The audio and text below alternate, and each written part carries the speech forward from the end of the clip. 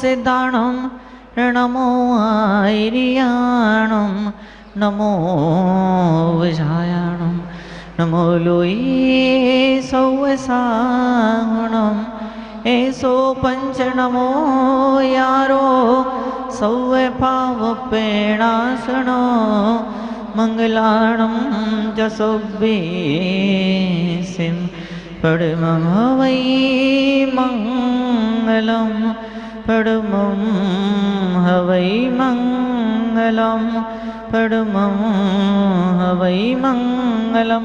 बोल महावीर भगवान की, परमुजाचा श्यादी सागर जी महाराज की, परमुजाचा श्री महाविकीर्ति महाराज की, परमुजाचा श्री विमल सागर जी महाराज की, परमुजा सन्मति सागर जी महाराज की, परमुजा सुनील सागर जी महाराज की, महाराज की जय।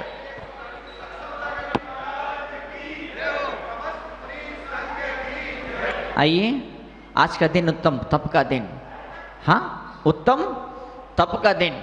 और राजेंद्र जी गोंदिया महाराष्ट्र के बड़े प्रसिद्ध गीतकार, क्या प्यारा उनका भजन है, तुझे तपना होगा है, तुझे जलना होगा।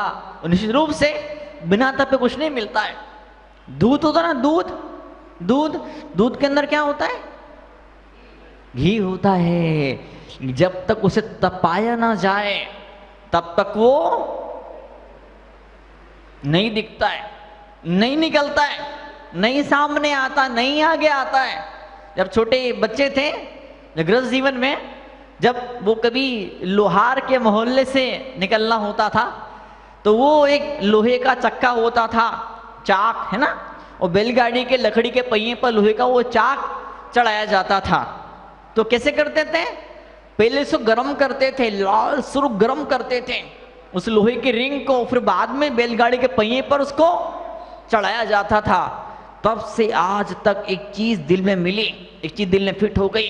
कहीं फिट होना है आपको, क्या कहीं पर फिट होना है आपको, फिट तो जरूरी है, उसके लिए आपको तपना पड़ेगा।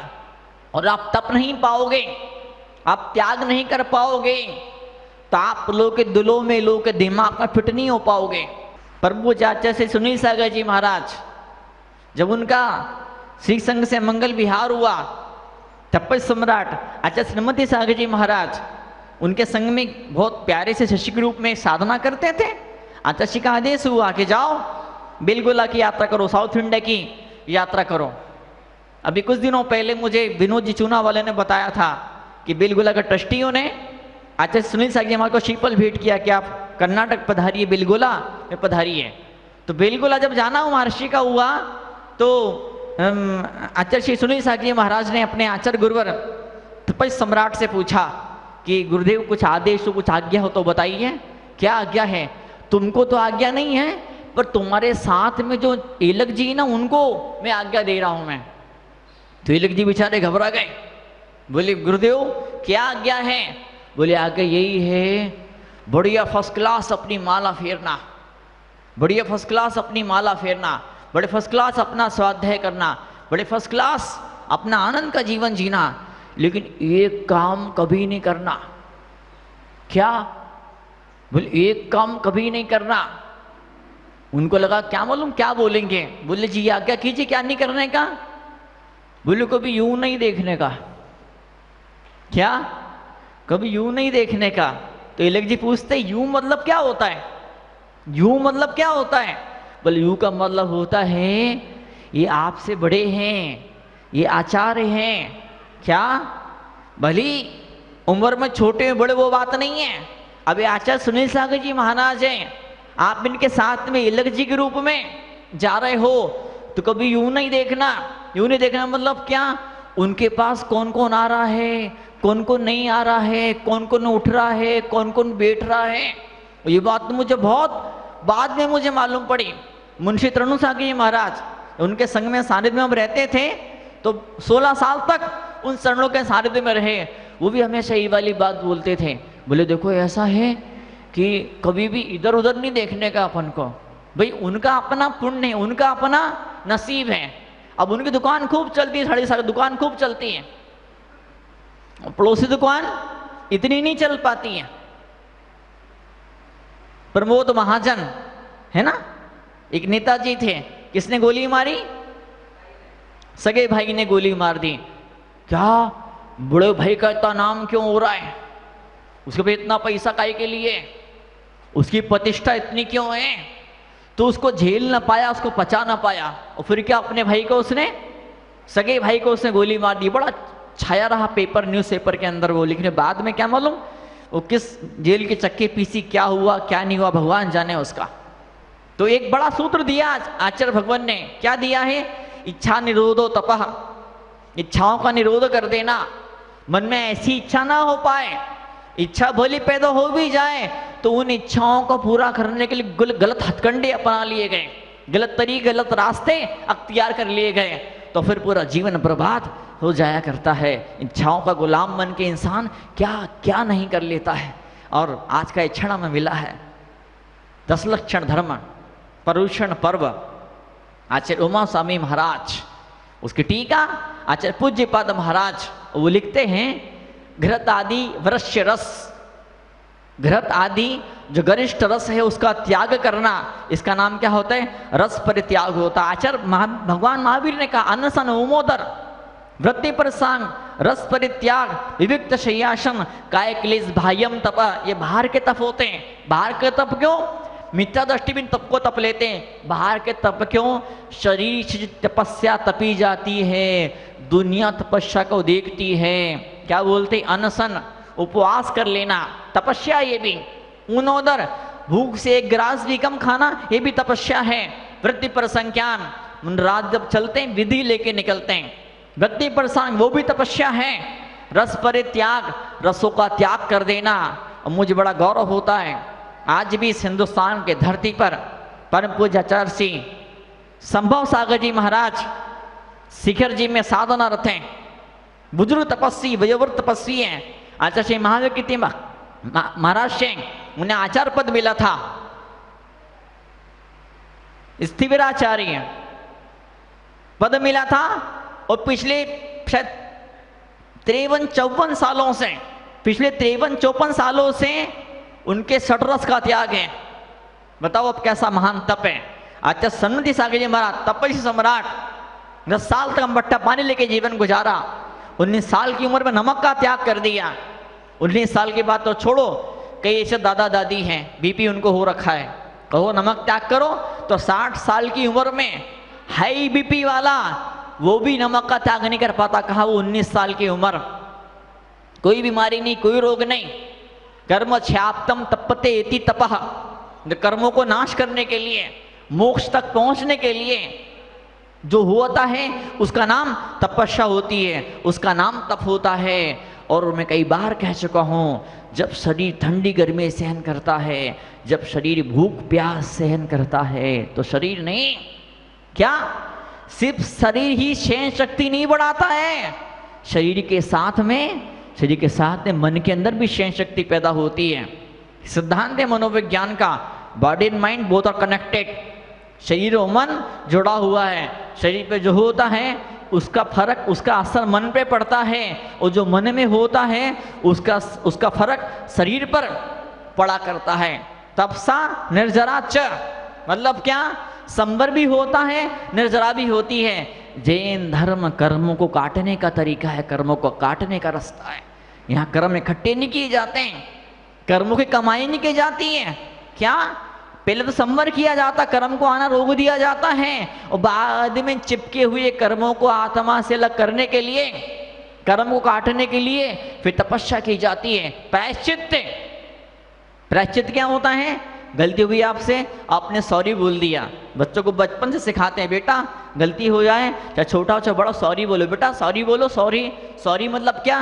प्रायश्चित है। विनय, विनय क्या होता है? टीचर स्कूल में आए तो सारे बच्चे खड़े हो गए, ऑफिस के अंदर बॉस आता है तो जो कर्मचारी सारे कुर्सी छोड़ करके खड़े हो जाते हैं। ये विनय। वैयाव्रत, सेवा करना सीखें। क्या सीखें? सेवा करना सीखें। और ये नहीं आएगा, प्रायश्चित, विनय, वैयाव्रत, फिर स्वाध्याय। स्वाध्याय को परम तप कहा है, स्वाध्याय को भी परम तप कहा गया है। स्वाध्याय, विसर्ग, विसर्ग मतलब क्या? कायोत्सर्ग। कायोत्सर्ग कैसे करते हैं? भगवान बाहुबली की तरह हाथ लटका देते हैं, कैसर में हाथ लटक जाते हैं। और जब हाथ लटक जाते हैं, बोलते हैं ना, ये कहावत है ना ऐसा, वो आदमी लटक गया, वो जान दे दी। लटक गया मतलब क्या? फांसी के फंदे पर लटक गया। क्या? जब आदमी लटक जाता है तो समझो कि बस खेल खत्म। खेल खत्म होने के लिए आदमी लटका जाता है। हमें से हाथ को लटका देते, खेल कर्मों का खेल खत्म करने के लिए हम हाथ को लटका दिया करते हैं। लोगों को अभी कैसर करते भी नहीं आता है। बाहुबली भगवान की प्रतिमा को आपने फोटो में तो हजारों बार देखा होगा, शायद इन खुली आंखों से शायद 4-6 बार तो देख ही लिया होगा भगवान बाहुबली की प्रतिमा को।